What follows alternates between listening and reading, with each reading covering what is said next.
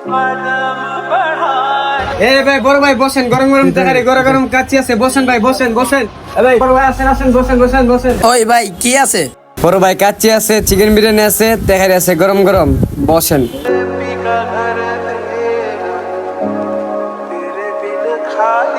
এ ওইটার এদিকে আসো তো। জি স্যার, আসতেছি। স্যার আপনারা কি কি খাবেন বলেন। ভাই যেহেতু কাচ্চি আছে, দুইটা কাচ্চি দেন তো। ওকে স্যার, দিচ্ছি। 2 প্লেট কাচ্চি দেন ভিতরে। কি বলো ভাই, কাচ্চি তো শেষ হয়ে গেছে, আমি তো এমনি ডাকাডাকি করছিলাম। কি বললা? কাস্টমার তো এখন আমারে মারবো।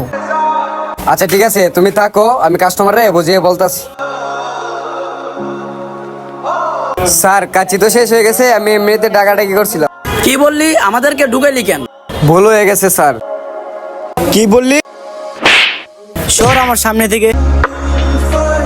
আমাদের সমাজে এমন কিছু মানুষ আছে, হোটেলে কাজ করে বলে তাদেরকে মানুষই মনে করে না। গরিব হয়ে জন্ম নেওয়াটা কি আমাদের অপরাধ?